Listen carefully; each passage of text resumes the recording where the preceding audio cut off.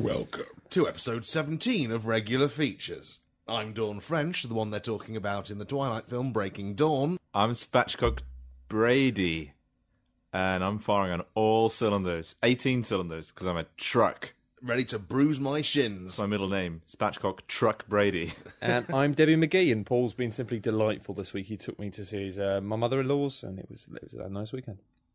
Nice. His mother. What's his mother-in-law like? I've always wondered. His mother-in-law... Your mother-in-law is his mother. No, yeah, he's... Let's not confuse the issue, Matt. No. It's my mother. I just do refer to her as his mother-in-law. You said my mother-in-law, referring to yourself. Debbie's mother-in-law. So Paul's mother. Get your story straight before you come on here, Debbie, with your bullshit. It was a grave. They all look the same. I'll be honest, I'm not Debbie McGee. Who are you, Oh, then? my name's Matt Lees. Matt Lees. Welcome. My natural name is John Blythe. My truthful name is Steve Hogarty. The truthful name by which the wizards may command thee. Yeah, I don't tell many people because then they hold power over me. Yeah. Welcome to Regular Features.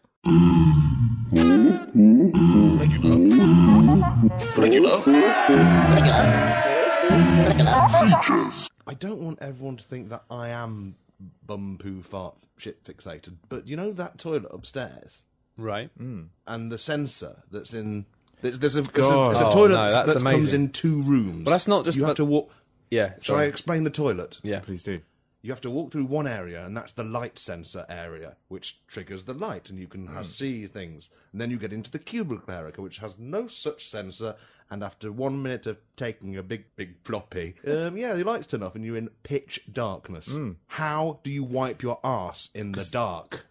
This is an entirely closed cubicle, so there's no gap underneath the door or Yeah, above you the can't door, do the so you whole- can't wave your feet underneath it, or No. you need to wait. What I found You is can't slide an animated GIF on a piece of paper under the floor. just slide your iPad out. But yeah, anyway, it felt slightly undignified that I was using my iPhone as a torch on the toilet paper to signify to detect poo. And it's sort of like, just felt like I was letting my poo have a conversation with someone. Well, what And I would was it like, say? Oh, it's for you. Yes, this is poo. Yeah. Memes. Handy. Yeah. Anyway, well, so- I think we've done really well. I think it's probably about 50% of the podcast we've managed to talk about shit. I don't want to be known as the person who goes on about poo, farts, bums and that, but won't stop me talking about it non-stop to the exclusion of all other things. Regular Features. Shall I go first with the features, boys? Definitely My feature is fairy tales and a haiku. A fairy tale and a haiku. I was going to do a fairy tale for Gav, but as we can all see, he's not here. Where's the bloody Welsh is he? He's on Rome. Oh. do. Roaming. He's roaming, yes. That have done at Rome. He's Well, in that's Rome. Mm. nice. Well, nice for him. What's he going to do? Is it some about video games or something? Yeah, some games thing. He's got dragons in it. Most games do these days. Why have they gone to Rome? Is it a game? Has it got an Acropolis in it or something? There's an underworld, but I think it's a bit more Greek. Ancient Rome's Rome, better, ancient though. Greece is pretty much the same thing, right? They hot swapped their gods, those guys. Swinging at God's parties. Put your God keys in a big bowl Take someone else home in a chariot. in a giant van. Oh, I'd watch Neptune and Poseidon doing it, wouldn't you? Ooh. In the back of a giant van. I think we've got some really mixed up kind of mythologies going on here. Oh, I just saw Neptune ragging away at... Oh, Uranus Odin. wasn't a god, was it? Because that would lend itself to... I don't know if you've noticed, Uranus has a double meaning. Do go on. It's something I've realised, and I've constructed many jokes about it.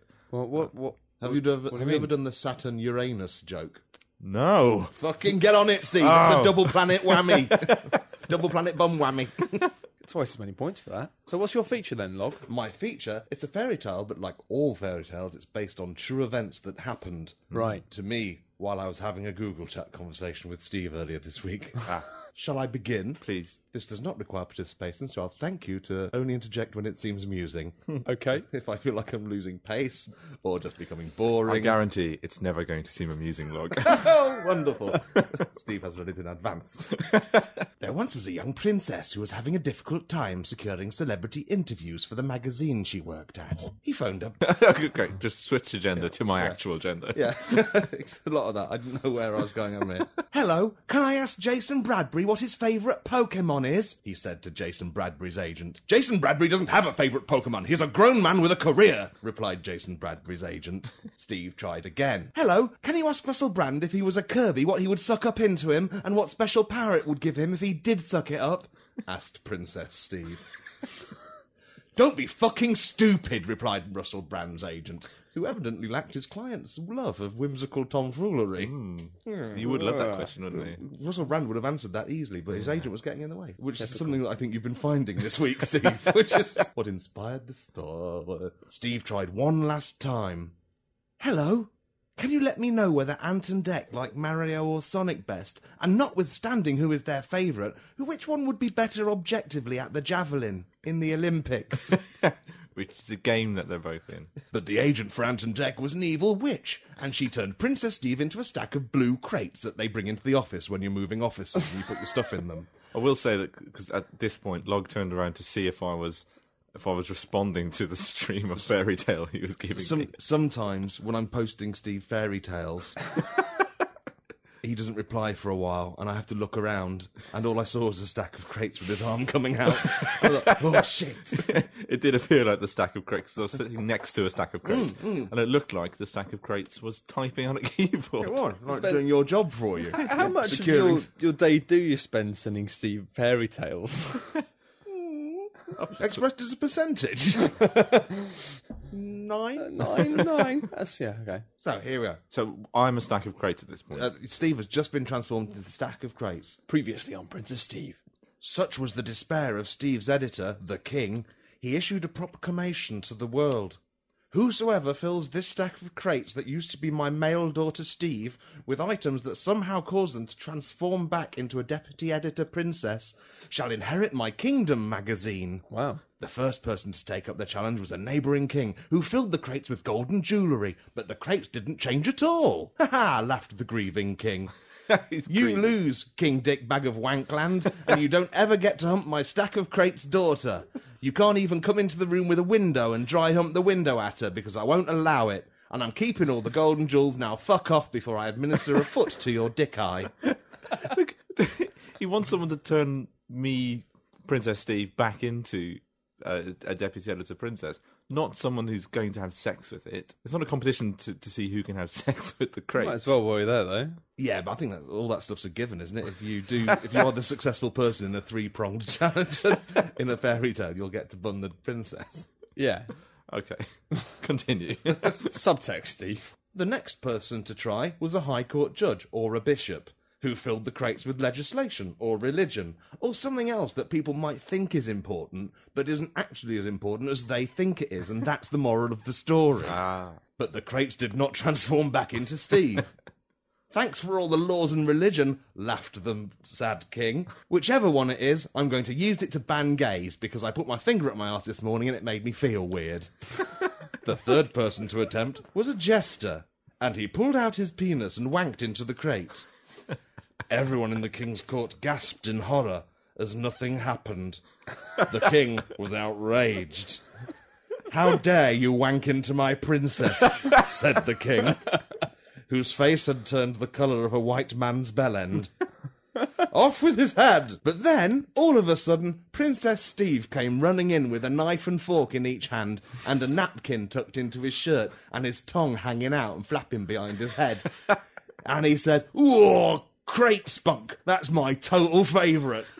The king threw up his hands in joy before realising that his spunk-guzzling male princess son hadn't been turned into a stack of crates at all. He'd simply got bored phoning people for celebrity interviews and had nipped to the toilets for one of those sit-downs, where you don't really care if a shit comes out, you just want to be away from it all. And any poo coming out would just be a bonus, really. Hooray, said the king of the magazine. The moral of the story is, have a wank, big bollocks. Good, I like that. That's lovely. Although having those sit-downs where you don't plan on this, it's a surefire way to get hemorrhoids. Really? Anyway, now it's time for the haiku. My name is Matt Lees. I think I'm good, but I'm not. I should just fuck off. That's a bit... It's a bit harsh. It's a bit harsh. I'm so sorry. It just... Your name's got 2 syllables. I was going to put Steve in it, but it's his name. I got a fairy tale anyway. But that's fair enough. But I mean, were you just that desperate to write a haiku? I think that is a bit harsh. So I need to introduce my feature, mid your feature, and that is Steve's 100% off-the-cuff rhyming retorts. And I'm going to leap to Matt's defence with a limerick. Fucking hell. Right. Hijacked. There once was a man called Matt Lees, and I'm making this up as I go along. That's not part of the limerick. I'll start again just for clarity. There once was a man called Matt Lees, with a penis that stretched to his knees. He thinks he's fantastic, but he's actually spastic. That's not true, he's just eager to please. Yes, That's not a defence. That's lovely. All right. Well, I mean, I suppose that was actually a nice defence, but I mean, there was an element in that wasn't. It was really hard to find words that rhyme but fantastic. Well, there was an element of that which was maybe a little bit betraying, I felt, beneath the obvious context of it being But I quite immediately supportive. say that's not true. Well, I mean, I knew you were going to do this, Steve, so I've prepared a short poem. I told him you were going to do it, Steve. What? This is a betrayal, and But hold on, this is off the cuff. How would anyone know? Well, I mean, I'm a big believer in determinism, Steve. It was as obvious that you were going to do this. I mean, come on, it was episode 17, the writing was all over the wall. We all knew this was happening. As one friend stabs me in the back, another stands and takes the flak. Today the battle swings this way, but next time mightn't be the same.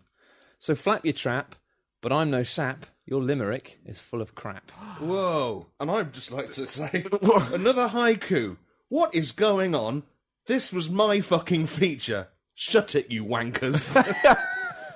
Well, it just so happens that I've got another off-the-cuff rhyming retort. Really? Again, in limerick format. I find it's the easiest poetic structure to use. I think Log is being quite bitter and wants to put it in Matt's shitter. But Matt's a great fella. His dick's by his patella. That's a kneecap. A callback to the previous limerick. Nice. I'm not sure if you now follow the rhyming structure, but the rhyme I'm going for now is itter. By talking so much before the last line, I think I've wrecked the limerick. Though sometimes he should shut up on Twitter. Yeah, that's pretty good, actually. Very accurate in every regard. Thanks for that, Log. Thank you. It was a seal of approval. He's flimple. Well, I haven't written a retort to that because I'm sorry, this got out of hand. I thought when I warned Matt about your second poem that I'd be giving him the last word. God, But then when I became aware that you were doing more, I wrote another. Oh! There was a young man called Hogarty who loved to have anal sex parties. His arse went so slack from the dicks up his back that he shits now whenever he farties. Well, I'm going to just critique your limerick structure because I don't think that scanned very well. So What? Here we go, off the cuff, just literally off the top of my head. Log's limericks never do scan, but luckily I have a plan. I'll tickle his tit if he makes the words fit, because he loves to have sex with a man. Steve, I know for a fact you wrote that in response to my limerick when you were having trouble reading it. There's lots of syllables. It doesn't look like it should fit. Knowing in advance that you were going to have a go at the scan of my rhyme, that I knew scanned perfectly. Shit. I wrote a limerick.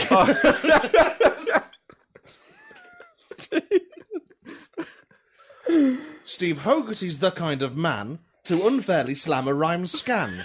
He is keen to revile my delightful style, because whenever he goes home to Ireland, his mum sits in his face and lets rip with a massive queef. Well. It's funny you should say that, because... I'm sorry, Matt. I didn't know it was going to go like this when I first warned you. I don't know. I feel like I've been kind of introduced to make a small play in a politics game, which I was kind of convinced would be the final thing. And then I'd say, but this. But then I found myself embroiled in this horrific mess of controversy and lies. Well, But carry on. Allow me to retort off the cuff 100%. Absolutely. What's that you just said about queefs? Because they happen inside your mum's briefs. Or should that be queefs coming out your mum's sleeve and stinking the place up like minced beef? Right. I haven't didn't got rhyme. a reply to that. That's good, 'cause that's the last one I wrote. It didn't rhyme. What, queefs and sleeve? I'm pretty sure it should have ended with ham instead of beef. Do it again. Beef? Yeah. I don't know. No. What's that you just said about queefs? Because they happen inside your mum's briefs. Or should that be queefs coming out your mum's sleeve and stinking the place up like minced beef? Yeah, but I think actually it would be a better poem if you end it with ham. No, it's queefs, briefs, beef. Let me go. I'm just saying. Let him try it out. Let him try it out. I'm just saying. It's just minced beef. It just didn't roll. Do you know what limericks are? I'm a rule breaker. You know this, Stephen. That's why my penis reaches my kneecap. What's Do you that wake you just your said? girlfriend up by slamming your penis from knee to knee over her head? Well, yes, obviously. What else would you use it for? You can't have sex with it. It's fucking logistically impossible. Anyway, what's that you just said about queefs? Because they happen inside your mum's briefs. Or should that be queefs coming out your mum's sleeves and stinking the place up like ham? Yes. It doesn't. It's not necessarily limerick, but it flows a bit better, eh? You're a writer, Steve. Come on, break the Sometimes rules. you've got to break the rules, Steve. It's just because limericks are from Ireland, isn't it? And you just feel a bit. No, it's not. It's because Steve, is it because you're from Ireland that you get it wrong all the time? because that's the way limericks fucking go. A-A-B-B-A. He's had a stroke. He's just... No, if I was to generally have another one, it would be off the cuff. But Okay. I don't. Well, that was. Shall we try it and we can cut them out if it's shit? Well, I did write them because I anticipated someone might pull me up on having an attraction to Matt because my limericks seem to be obsessed with the length of his penis. There once were two men called Steve and Log. Hello. They ran around all day hunting dogs, Yes. but then they decide, as lovers, Gay pride. gay pride, and then they both have a sex dog. Spelled together with in a dog. snog. Yeah, I sex was- with a dog. You can't rhyme with dog. I know, but I like the idea of having sex with a dog. Briefs with ham. I do what I want, goddammit. He's a lord unto I'm himself, going for this the, one. going for the double dog. Fuck you all. There was a young man called Matt whose predilection was for scat. He put his mouth round your anus, Made him quite famous. and now he lives in a nice flat. There you go. And you managed that all without saying twat once. Yeah. Which is pretty impressive. when I try to think of limericks or words that rhyme with Matt, I just got As he unfolds his paper This is again. Steve's second feature, words that rhyme with Matt. Oh, let's go through the alphabet. It'll be fun. I don't think I'd have sex with Matt. I'd sooner have sex with a cat, a rat, or a bat. Not that Mike Bat. This is actually quite complimentary now. Not that he's not pretty, and he can be quite witty. So let us just leave it at that. Oh, Oh, that's very nice. That's the nicest thing anyone's said that's very today. moderated, that. Yeah. We've got two features out of the way there. Have you got one, too? Do I?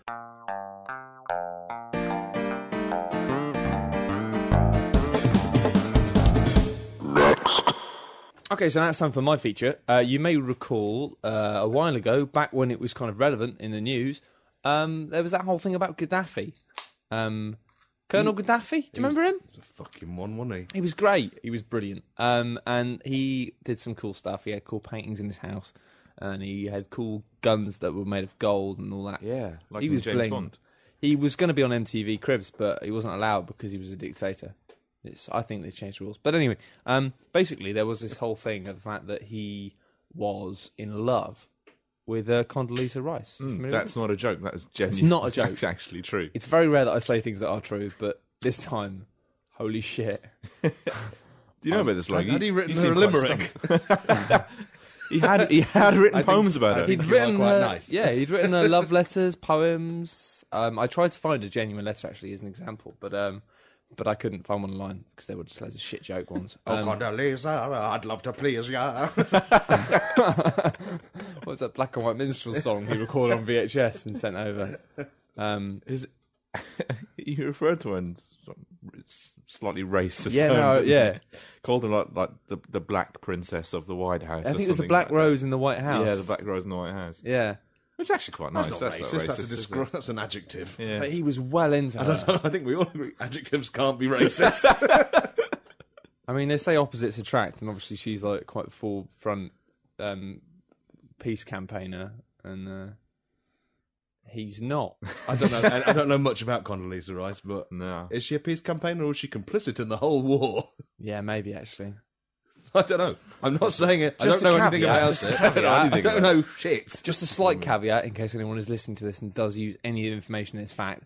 I genuinely don't have a fucking clue what I'm All talking I know about. about So, Condoleezza Rice is I had my name on a site once as Condoleezza Nice. So I thought it was cute. And my friend said, lol, she is a cunt. What's her job? Isn't she fashion troubadour? That's not even a job. It is. I know she works in the White House. I know she's black. And I know that Gaddafi sent her love She's letters. secretary of something, right? Secretary of... Secretary of State, Secretary of Hate. Secretary... You're rhyming again. Secretary of Cat, Secretary of Bat. I'll be honest. Me don't saying know. that she was a peace campaigner was entirely made up. It just made sense in my head. Oh, really? Okay. That's positive prejudice because she's both black and a woman. So I assume that she must be changing the world in some must be meaningful peaceful. way. I just remember that in an earlier podcast, some weeks ago now, we said something to the effect of, well, of course, Democrats don't take monies from lobbies, do they? I thought, do they? I'm not confident enough to contradict it, but I'm fairly sure everyone does. After 20 episodes of Regular Feature, we'll do a special edition where we'll just go Erratum. through a list of things that we've just lied about. Yeah, things that we meant to say. We said this, but actually we were just lying. Said it 'cause Not through any bad... So what I've done is I've thought, well, Condoleezza's spoken out in her biography about the fact that he was sending all these fucking letters and stuff, and he was really into She's her. got a biography out.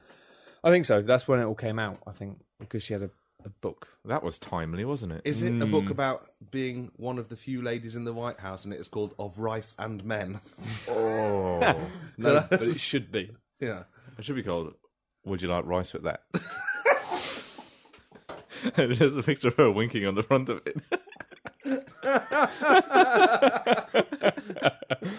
Oh.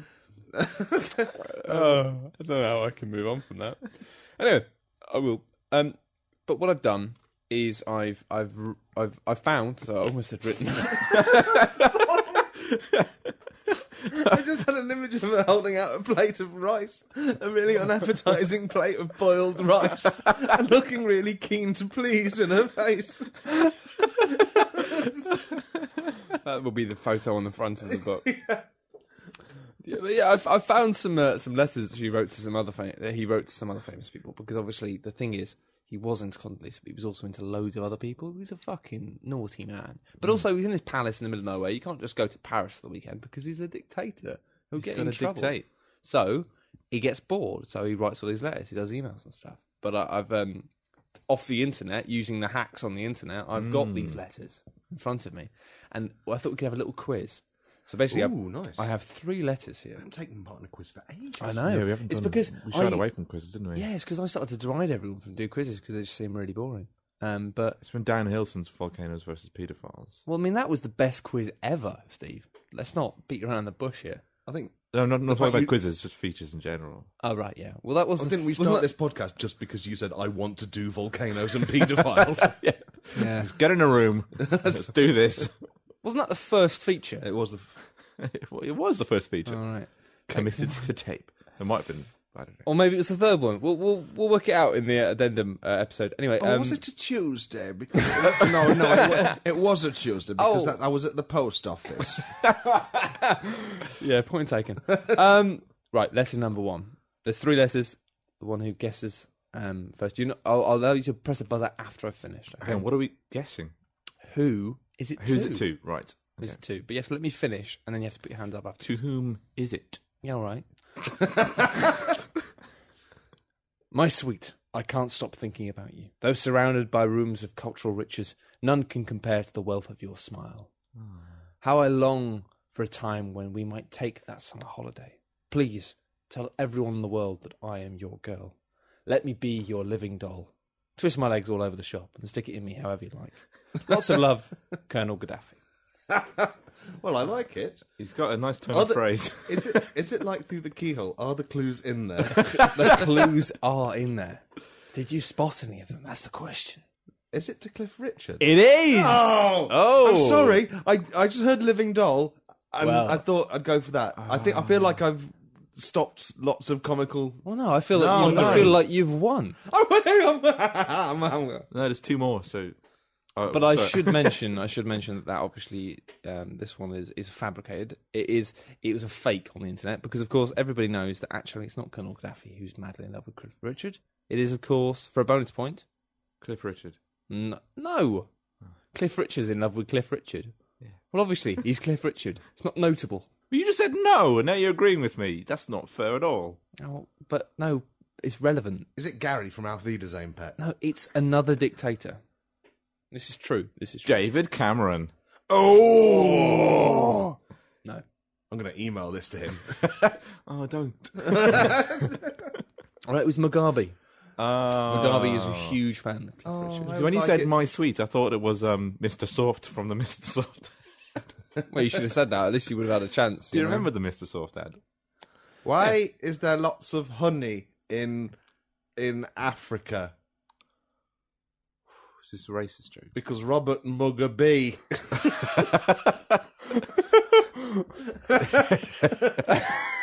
To be honest, He mugged let's be honest. a single bee. So because Africa is renowned. Did you just invent that the joke honey. just then? By any chance? Clearly. I just invented that joke. So you'll excuse me if it doesn't fit the facts or current political discourse. He did, of course, mug a bee in 1889. And that's how That's how he got even into a power. plausible. That was 89. I stuttered. And I did it then, actually, when I said I. I do stutter a lot. I don't notice that. I don't think of myself as being someone who stutters. But by God, I do. I've never noticed you stutter. Oh, okay. Are you one of those people that stop stuttering when they're talking about their stutter? Yes, it's very rare disease. It's one of the few the- topics it's the you're curse. comfortable talking about. Yeah. You're either some cunt with a stutter, you just never shut up about your fucking stutter. Typical. Right, lesson number 2. You are utterly brilliant, my loud-shirted lover. Ooh. When I first saw you, it felt like I was wide awake for the very first time. I haven't stopped touching myself sexually since, but managed to restrict myself to just one whack a day.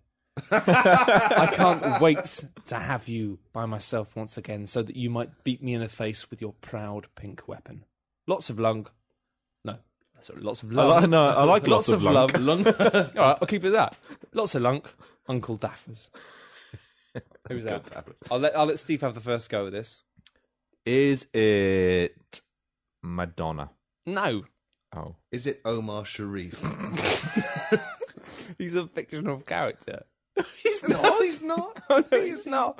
I got You're him mixed thinking up of- with Omar from The Wire. No, he's an old, probably dead bloke with a moustache. No, it's not either of those people. Any other guesses? Or I would you was- like me to read it, guys? Tim Mallet, 2-1. Oh, yes. It's Timmy Mallet. So I went really close and then I bellowed it. So if that deafened anyone at home, if Timmy Mallet just deafened you, we apologise. Be honest, did you know all along and you just being nice? Well, clearly, he was so frustrated. He's a little excited pop as well. I didn't want Steve to suddenly get it right and win the Please, feature. you didn't get that, Steve. Like, that was really obvious. To make this to make this still worth playing, you're gonna have to make the last one worth 3 points. All right, yeah, okay. But, I mean, look, come on. Oh, thank you, Log. That's so gracious of you. Come on, Steve. I mean, look, utterly brilliant, Fuck right? pity That's points. as the readers at home will realise now. They'll be like, utterly brilliant. That was Tim Matt's catchphrase. Loud shirted. He always wore loud shirts. I thought you said lounge shirt, and I was thinking of lounge. What's a lounge Well, that's not. shirt? That's still, we've got plenty more clues here. We've got Wide Awake for the very first. Wide Awake, the Wide Awake show on at 6 a.m. Tim Mallet. When you said that, I was thinking, oh, is it Tommy Boyd? Oh, it was because he said for the very first time. That's a lyric to Like a Virgin. Ah, no, I've justified my Madonna guess. Fair enough. Fair enough. Fair enough. I thought you just So been it's- I silly. genuinely picked up on that in a second reading. I got Wackaday in there as well, which was the, Oh, yeah. basically I've got the entire career of Timmy Mallet in a paragraph, and then obviously hit you in the face with my proud pink weapon. What do you think that was about, Steve? Jesus, I don't know obviously who Timmy Mallet is. Timmy Mallet. Oh, yeah. I've only ever had one wet dream in my life that I remembered, and it was about Tommy Boyd, the pre-Timmy Mallet presenter of Wide Awake Club. Oh. That's a lovely fact. I remember that. Yeah, thank you. Might come up in a pub quiz. I don't fancy him so much, but It should be. I was making out with him, and then I realised we were in a cube in space. And I woke up, and I had ejaculated into my bed, and I was on holiday in Bigbury with my friends. Maybe you're not. Maybe you're not gay. Maybe you just really like space.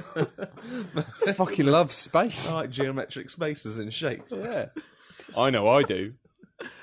Right, well, everything's to win for now. We've got 3 points for the final one.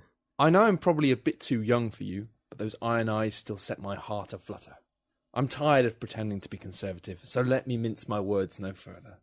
Friday night, my place, up the arse. I know you said the coal mine was strictly out of bounds, but I hope you'll be enticed enough to do everything you can to win this erection. Lots of love, Daddy McGaffers. Nice. Oh, that's really.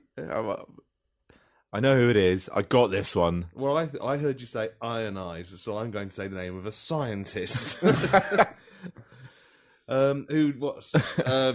Pasteur. You're just going to let Steve have it. That's very Cock and kind. Pasteur. Cock and pasta. It was. What's for dinner? I used to have that at uni all the time. No money. Beans, cock and pasta. Right. Robert Downey Jr. Robert Downey Jr. Who played Iron Man. It is, of course, Robert Downey Jr. Congratulations, Trying to Steve. throw us at all that Margaret Thatcher shit, but No, it was, of course, if you look back at it, it's really obvious. Because, yeah. I mean... you don't have to read the references. Oh, yeah, I mean, let's not bother. I mean, you know, why would I? If you really want to go back knowing the answers, just rewind. Yeah. Just listen to it, and it's really obvious. You don't need to. We guarantee you they're there. Yeah, we're not lying to you. Nope. And that was my feature. That was Letters to Gaddafi. From Gaddafi. That was my feature. That was Letters from Gaddafi. To Gaddafi. That was my feature. That was Letters to Gaddafi. From Gaddafi. That was my feature. That was Letters from Gaddafi. Letters to Gaddafi. That was my feature. That was Letters to Gaddafi. From Gaddafi. That was my feature. That was Letters from Gaddafi. To Gaddafi. That was my feature. That was Letters to Gaddafi. Isn't it? From Gaddafi. Yeah, that's good. That was my feature. It was Letters from Gaddafi. No, to Gaddafi. That was my features. That was Letters to Gaddafi. From Gaddafi. That was my feature. That was Letters from Gaddafi. To Gaddafi. To Gaddafi.